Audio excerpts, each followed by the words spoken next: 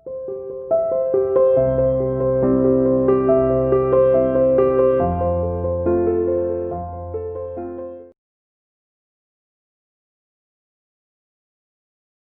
Students, welcome to CR international school online classes class 8 subject Hindi. आज हम अपनी हिंदी की क्लास में जो हमारा चैप्टर सेकंड चल रहा था तलाश, उसी को कंटिन्यू करते हैं। ठीक है बेटा, कुछ पेजेस मैंने पढ़ दिए हैं, कुछ अब आज हम इस चैप्टर को कंप्लीट कर देंगे। ठीक है बेटा, और एक बात ध्यान रखना बेटा कि वीडियोस को आप प्लीज़ प्लीज़ प्लीज़ अच्छे से ध्यान से देखा करो, क्योंकि बेटा आप सभी जानते हो कोविड-19 की वजह से जो है हम स्कूल को ऑनलाइन ले रहे हैं, ऑनलाइन पढ़ा रहे हैं, तो आप भी मजबूर, हम भी मजबूर। ठीक है बेटा, जैसे ही गवर्नमेंट हमें ऑर्डर देती है, स्कूलों को परमिशन देती है खुलने की, तो वैसे खुल जाएंगे, लेकिन फिर भी एक डर हमारे मन में बना हुआ है कि स्कूल खुलेंगे तब भी शायद पेरेंट्स अपने बच्चों को ना भेजें। 50% पेरेंट्स ऐसे जो नहीं भेजना चाहते। तो आप अच्छे से अपनी वीडियोस को देखिए, आप ऐसा फील कीजिए कि हम अपने डेली स्कूल ही जा रहे हैं। आराम से बैठ के अपने 2-3 घंटे अपनी वीडियोस को देखिए। 2-3 घंटे में आपकी ये 5 सब्जेक्ट की कवर हो जाती हैं। ठीक है बेटा, तो आप अच्छे से वीडियो को देखिए और अपना काम कंटिन्यू करते रहिए। ठीक है बेटा, चलिए पेज नंबर 12 है। 12 से हम शुरू कर रहे हैं। टॉपिक है भारत की विविधता और एकता। भारत की विविधता अद्भुत है, प्रकट है, वह सतह पर दिखाई पड़ती है और कोई भी उसे देख सकता है। इसका ताल्लुक शारीरिक रूप से भी है और मानसिक आदतों तथा विशेषताओं से भी। बाहर से देखने पर उत्तर पश्चिमी इलाके के पठान और सुदूर दक्षिण के वासी तमिल में बहुत सी समानता है। उनकी नस्लें भिन्न हैं, हालांकि उनके भीतर कुछ समान सूत्र हो सकते हैं। वे चेहरे और शरीर गठन में, खाने और पहनावे में और भाषा में एक दूसरे से भिन्न होते हैं। उत्तर पश्चिमी सीमांत प्रदेश में मध्य एशिया की गमक तो है ही, वहाँ के बहुत से रीति रिवाज जैसे कश्मीर के भी हिमालय के उस पार के देशों की याद दिलाते हैं। पठानों के लोक प्रचलित नृत्य यूशी कोजक नृत्य शैली से मिलते हैं। इन तमाम विभिन्नताओं के बावजूद पठान पर भारत की छाप वैसी ही स्पष्ट है जैसी तमिल पर। इसमें कोई अचरज नहीं, क्योंकि सीमा के ये प्रदेश और साथ ही अफगानिस्तान भी भारत के साथ हजारों वर्ष से जुड़े रहे हैं। ये पुराने तुर्क और दूसरी जातियां जो अफगानिस्तान और मध्य एशिया में बसी थी, इस्लाम के आने से पहले बौद्ध थी और उससे भी पहले वैदिक काल में हिंदू थी। सीमांत क्षेत्र प्राचीन भारतीय संस्कृति के मुख्य केंद्रों में से था। अब भी स्मारकों और मठों के ढेरों ध्वस्त अवशेष उसमें बिखरे हैं। विशेष रूप से तक्षशिला के महान विश्वविद्यालय के, जो 2000 वर्ष पहले अपनी प्रसिद्धि की चरम सीमा पर था। सारे भारत के साथ ही एशिया के विभिन्न भागों से विद्यार्थी यहाँ खिंचे आते थे। धर्म परिवर्तन से अंतर जरूर आया, पर उन क्षेत्रों के लोगों ने जो मानसिकता विकसित कर ली थी वह पूरी तरह बदल नहीं सकी। पठान और तमिल 2 चरम उदाहरण हैं। बाकी की स्थिति इन्हीं दोनों के बीच में है। सबकी अपनी अलग अलग विशेषताएं हैं, पर सब पर इससे भी गहरी छाप भारतीयता की है। यह जानकारी बेहद हैरत में डालने वाली है कि बंगाली, मराठी, गुजराती, तमिल, आंध्र, उड़िया, असमी, कन्नड़, मलयाली, सिंधी, पंजाब, पठान, कश्मीरी, राजपूत और हिंदुस्तानी भाषाभाषी जनता से बसा हुआ विशाल मध्य भाग कैसे सैकड़ों वर्षों से अपनी अलग पहचान बनाए रहा। इसके बावजूद इन सबके गुण दोष कमोबेश एक से हैं। इसकी जानकारी पुरानी परंपरा और अभिलेखों से मिलती है। साथ ही इस पूरे दौरान वे ऐसे भारतीय बने रहे जिनकी राष्ट्रीय विरासत एक ही थी और उनकी नैतिक और मानसिक विशेषताएं भी समान थी। प्राचीन चीन की तरह प्राचीन भारत अपने आप में एक दुनिया थी, एक संस्कृति और सभ्यता थी जिसने तमाम चीजों को आकार दिया था। विदेशी प्रभाव आए और अक्सर उस संस्कृति को प्रभावित करके उसी में जज्ब हो गए मतलब बेटा खत्म हो गए। जब भी विघटनकारी तत्व उभरे, तत्काल उन्होंने सामंजस्य खोजने के प्रयास को बढ़ावा दिया। सभ्यता के आरंभ से ही भारतीय मानस में एकता के सोपान ने अपनी जगह बनाए रखी। इस एकता की कल्पना कभी किसी बाहर से आरोपित वस्तु या बाहरी तत्वों के या विश्वास के मानकीकरण के रूप में नहीं की गई। इसके अंतर्गत विश्वासों और रीति रिवाजों के प्रति अपार सहिष्णुता का पालन किया गया और साथ ही हर तरह की विविधता को मान्यता नहीं प्रोत्साहन भी दिया गया। पेज नंबर 14 देखिए बेटा। किसी एक देशीय समूह में चाहे वे कितने घनिष्ठ रूप में एक दूसरे से जुड़े हों, छोटी बड़ी भिन्नताएं हमेशा देखी जा सकती हैं।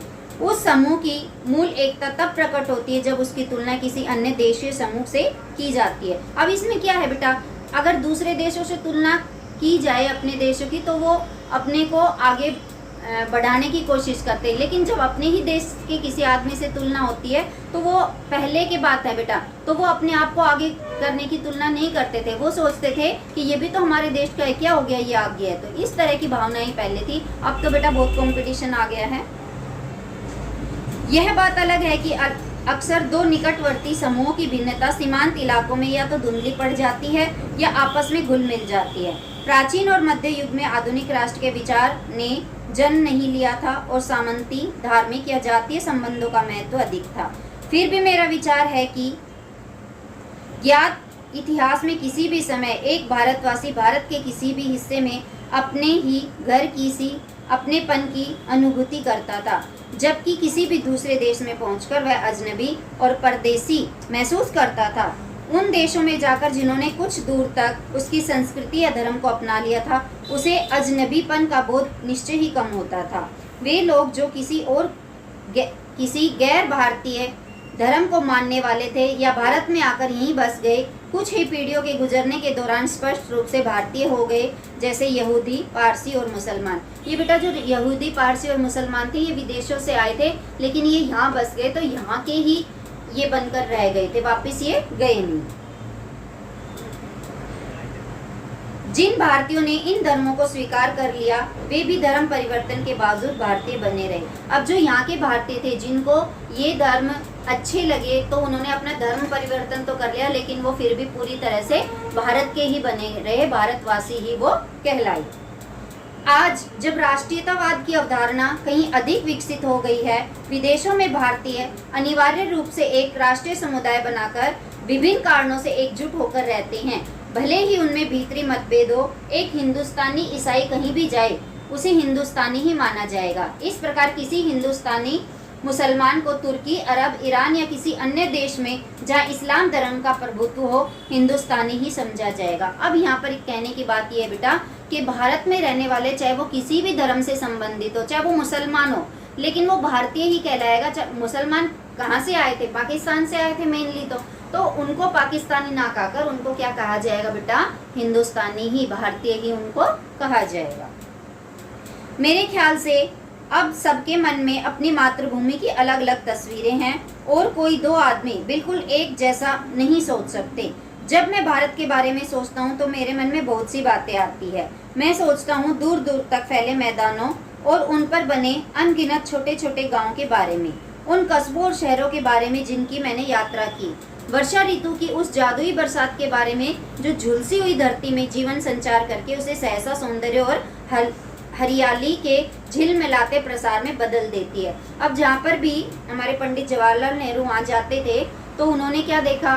किसानों को देखा, गाँव को देखा, एक ऋतु को देखा कि गर्मी की ऋतु, उसके बाद जब बरसात की ऋतु आती है तो क्या होता है कि गर्मी के बाद बरसात आती है, बरसात के बाद हमारे पृथ्वी पर प्रकृति में जो है बहुत हरियाली छा जाती है। तो इससे हमारे जो लेखक थे पंडित जवाहरलाल नेहरू, इनको ये बहुत ही अच्छी लगती थी। विशाल नदी और उनके बहते जल के बारे में, ठंड की चादर से लिपटे खैबर पास के बारे में, भारत के दक्षिणी सिरे के बारे में, लोगों के बारे में, व्यक्ति और समूह दोनों रूपों में, और सबसे ज्यादा बर्फ की टोपी पहने हिमालय के या वसंत ऋतु में कश्मीर की सी पहाड़ी घाटी के बारे में जो नवजात फूलों से लदी होती है और जिनके बीच से कल कल खल खल करता झरना बहता है। हम अपनी पसंद की तस्वीरें बनाते हैं और उसे सहेज कर रखते हैं। अब क्या है, मान लो हम पूरे देश में नहीं घूम सकते। हमने किसी जगह के बारे में सुन रखा हो, किसी से हमने टीवी में देख रखा हो, तो हम अपने आप ही अपने हृदय में, अपने मन में उस जगह की तस्वीर बना कर रख लेते हैं और उसको अपने हृदय में ही सहेज कर रखते हैं, संभाल कर रखते हैं कि जब चाहा हम उन सोचे हुए प्राकृतिक दृश्य को देख के हम खुश हो जाएं। ठीक है बेटा, अभी हम पढ़ेंगे जन संस्कृति। देखिए बेटा, अगला छोटा सा टॉपिक आता है इसमें, जन संस्कृति। जन क्या होता है? जन मतलब लोग, लोगों की संस्कृति क्या थी। मैंने वर्तमान समय में भारतीय जनता के गतिशील जीवन नाटक को देखा। गतिशील मतलब चलते हुए जीवन नाटक को, यानी कि उनकी जीवन की शैली को देखा। ऐसे अवसर पर मैं अक्सर उन सूत्रों की खोज लेता था जिनसे उनका जीवन अतीत में बंधा है, जबकि उनकी आंखें भविष्य पर टिकी है। मतलब उनका जीवन अतीत पर, जो उन्होंने पीछे किया, उनका जीवन उस अतीत पर टिका है और उनकी आंखें जो है भविष्य, यानी कि वो भविष्य को देख रही हैं। ठीक है। हर जगह मुझे एक सांस्कृतिक पृष्ठभूमि मिली जिसका जनता के जीवन पर बहुत गहरा असर था। इस पृष्ठभूमि में लोक प्रचलित दर्शन, परंपरा, इतिहास, मिथक और पुरा कथाओं का मेल था और इनमें से किसी को दूसरे से अलग करके देख पाना संभव नहीं था। पूरी तरह अशिक्षित और निरक्षर लोग भी इस पृष्ठभूमि में हिस्सेदार थे। लोक प्रचलित अनुवादों और टीकाओं के माध्यम से भारत के प्राचीन महाकाव्य रामायण और महाभारत, ये क्या है बेटा? हमारे प्राचीन महाकाव्य। दो महाकाव्य कौन से हैं? रामायण और महाभारत। और अन्य ग्रंथ भी जनता के बीच दूर दूर तक प्रसिद्ध थे। हर घटना, कथा और उनका नैतिक अर्थ लोकमानस पर अंकित था और उसने उन्हें समृद्ध और संतुष्ट बनाया था। अनपढ़ ग्रामीणों को सैकड़ों पद याद थे और अपनी बातचीत के दौरान वे बराबर या तो उन्हें उद्धृत करते या फिर किसी प्राचीन रचना में सुरक्षित किसी ऐसी कहानी का उल्लेख करते जिससे कोई नैतिक उपदेश निकलता हो। रोजमर्रा की जिंदगी के मसलों के बारे में सीधी सादी बातचीत को ये देहाती लोग जब इस तरह का साहित्यिक मोड़ देते थे तो मुझे अक्सर बहुत आश्चर्य होता था। यदि मेरे मन में लिखित इतिहास और लगभग सुनिश्चित तथ्यों से निर्मित तस्वीरों का भंडार था तो मैंने महसूस किया कि अनपढ़ किसान के मन में भी उसका अपना तस्वीरों का भंडार है। यह बात अलग है कि उसका स्रोत पुरा कथाएं एवं परंपरा और महाकाव्य के नायक नायिकाएं ही अधिक थी और इतिहास बहुत कम, जिस पर भी वह बहुत स्पष्ट होता था। मैं उनके चेहरे, उनके आकार और उनकी चाल ढाल को ध्यान से देखता। उनके बीच बहुत से संवेदनशील चेहरे, बलिष्ठ देह और देह क्या होती है बेटा? शरीर, देह और सीधे साफ अवयवों वाले पुरुष दिखाई देते। महिलाओं में लावण्य, नम्रता, गरिमा और संतुलन के साथ साथ एक ऐसा चेहरा जो अवसाद से भरा होता था। कभी कभी किसी देहाती रास्ते या गांव के बीच से गुजरते हुए मेरी नज़र किसी मनोहर पुरुष या सुंदर स्त्री पर पड़ती थी तो मैं विस्मय विमुग्ध हो जाता था। वे मुझे पुराने भित्ति चित्रों की याद दिला देते। मुझे इस बात से हैरत होती है कि उन तमाम भयानक कष्टों के बावजूद जिनसे भारत युगों तक गुजरता रहा, आखिर यह सौंदर्य कैसे टिका और बना रहा। इन लोगों को साथ लेकर हम क्या नहीं कर सकते, बशर्ते इनके हालात बेहतर हों और इनके पास कुछ करने का ज़्यादा अवसर हो। चारों ओर गरीबी, उनसे पैदा होने वाली अनगिनत विपत्तियां फैली थी और इसकी छाप हर माथे पर थी। जिंदगी को कुचलकर विकृत और भयानक रूप दे दिया गया। इस विकृति से तरह तरह के भ्रष्टाचार पैदा हुए और लगातार अभाव और सुरक्षा की स्थिति बनी रहने लगी। यह सब देखने में सुखद नहीं था, पर भारत की असलियत यही थी। स्थितियों को समर्पित भाव से स्वीकार करने की प्रवृत्ति प्रबल थी, पर साथ ही एक प्रकार की नम्रता और भलस साहत थी जो हजारों वर्ष की सांस्कृतिक विरासत की देन थी, जिसे बड़े से बड़ा दुर्भाग्य भी नहीं मिटा पाया था।